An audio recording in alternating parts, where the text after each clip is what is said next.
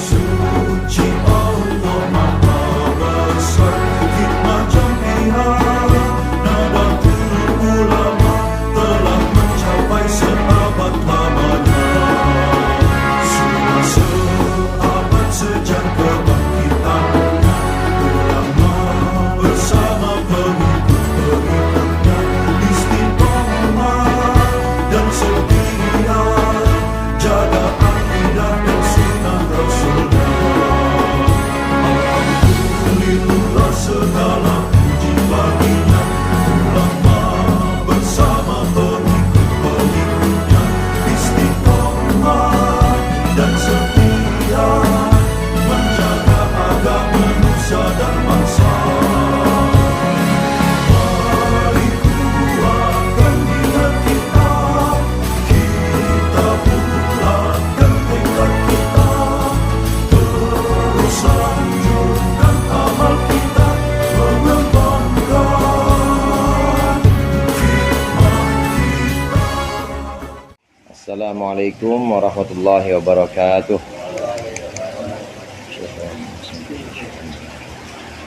Ya Syekh, Al-Fatihah.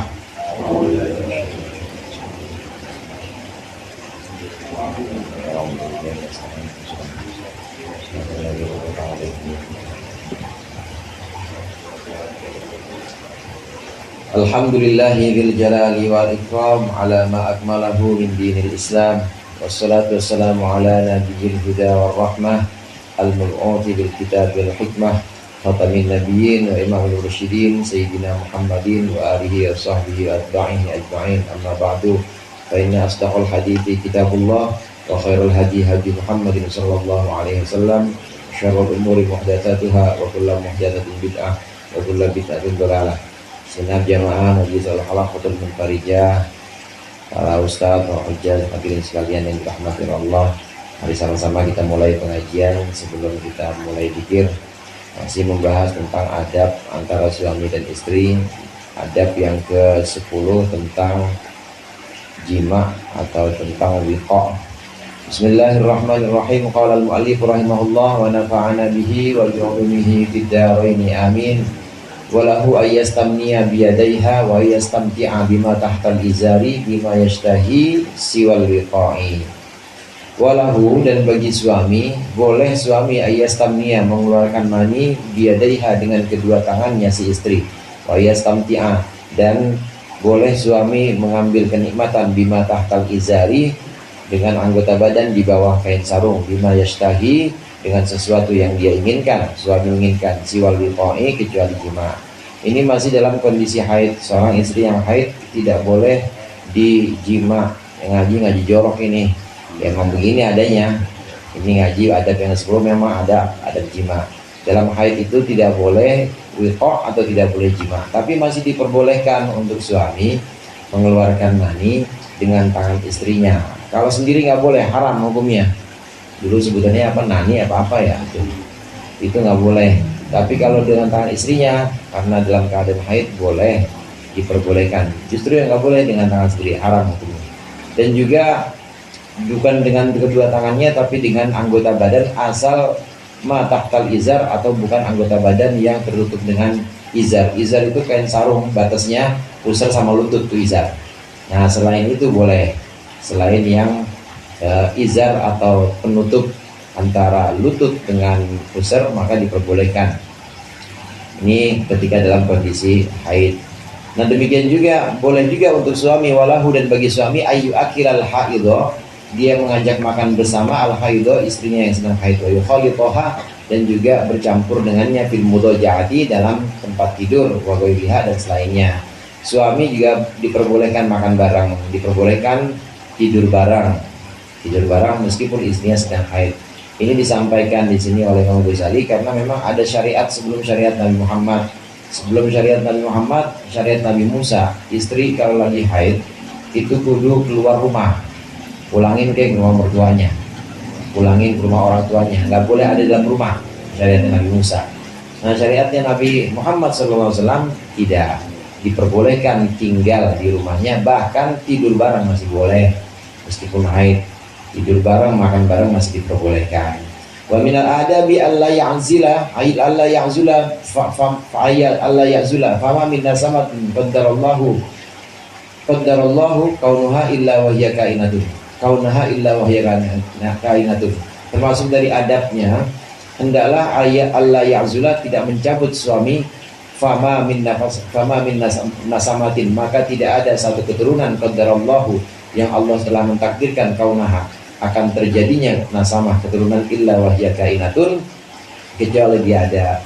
Nggak boleh dicabut itu istilahnya azal itu nyabut. Jadi cara KB zaman dulu itu nggak boleh dicabut suami ya Jing ya. Iya begitu, nggak boleh. Niatnya apa? Niatnya supaya nggak dapat keturunan atau berhenti keturunannya KB. Tidak diperbolehkan. Nah, kata-kata tidak boleh di sini hadirin ini belum mengandung hukum. Nanti dijelaskan hukumnya apa.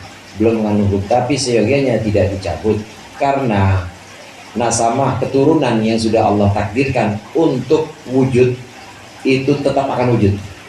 Nggak akan bisa dihalangi dengan nyabut tadi. Kalau Allah sudah takdirkan wujud ada, maka akan ada, tetap jadi itu. Ya apalagi orang sini kan subur semuanya. Dan dalam juga jadi semua ya lewat jemuran.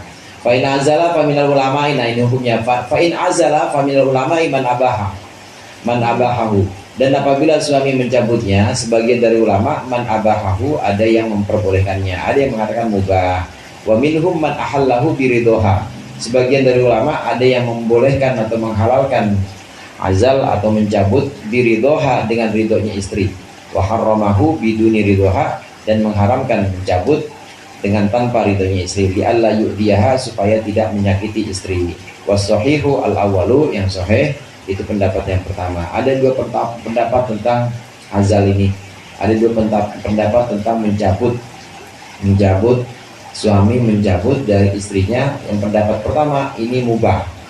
Pendapat yang kedua halal atau mubah kalau istrinya ridho. Kalau istrinya nggak ridho, istrinya nggak ngizinin untuk dicabut, maka nggak boleh, haram hukumnya.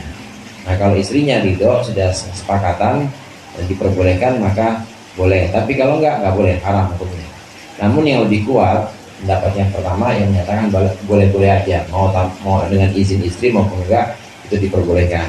Wafi sahihaini, dan dalam kitab Sahih Muslim dan Bukhari an Jabirin dari sahabat Jabir radhiyallahu anhu annahu qala, bahwa sungguhnya Jabir berkata, kunna na'zulu ala ahdi Rasulullah sallallahu alaihi wasallam, sungguhnya kami mencabut atau KB pada masa Rasulullah sallallahu alaihi wasallam, wal Qur'anu yanzilu, dan Quran sedang turun. Wa fil lafdin akhar kunna na'zulu, kami pernah mencabut, fabala godalika, maka sampailah kabar itu, kabar kami mencabut Nabiun ya, kepada Nabi Nabiullah, kepada Nabi Allah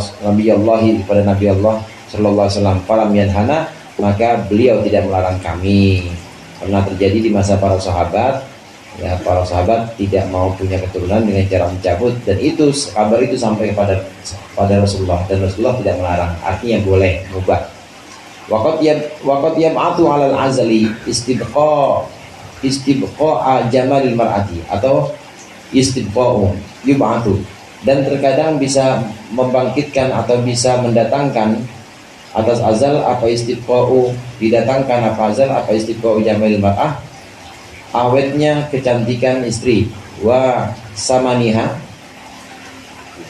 wa samnatiha, dan juga gemuknya istri, lidawami tamattu'i, karena langgengnya rasa suka, wastibqa'u hayatiha, dan juga langgengnya hidupnya istri, khaufan min khatarit talaqi, karena takut dari kekhawatiran dicerai, awil khaufi, atau takut min kathratil haraji, dari banyaknya beban, banyaknya kesulitan, bisa babi kathratil aulad, karena sebab banyak anak, wal ihtirazi minal hajati, dan juga menjaga dari kebutuhan, ila ta'abi wal ihtirazi, dan menjaga kebutuhan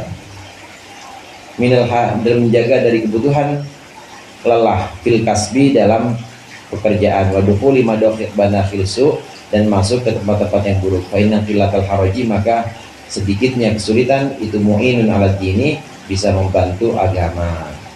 Di sini disampaikan oleh Imam Ghazali bahwa azal atau mencabut, suami nyabut dikeluarin di luar, ini bisa bikin awet muda istri.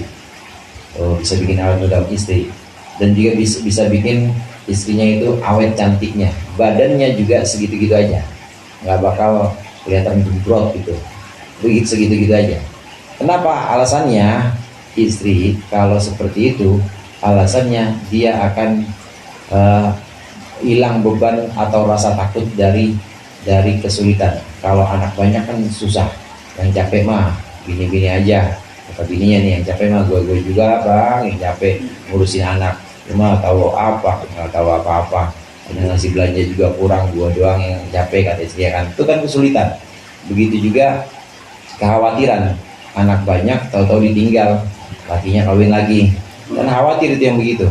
Nah, mengurangi rasa kekhawatiran seperti itu, rasa cemas seperti itu, dengan cara azal atau dengan cara KB zaman dulu, ini akan membuat istri justru awet muda, istri justru awet cantiknya, karena dia lebih, hidupnya itu lebih nyaman dan lebih bersahaja, nggak ada rasa khawatir. Dan ini disampaikan asli dari Imam Ghazali, maksudnya ini tidak dikurangi dari Ihya. Dari Ihya aslinya pun seperti ini. Imam Ghazali menyebutkan ini bisa memperkuat dan juga membuat lebih awet muda istrinya kalau mau dengan cara seperti itu. Mudah-mudahan bermanfaat.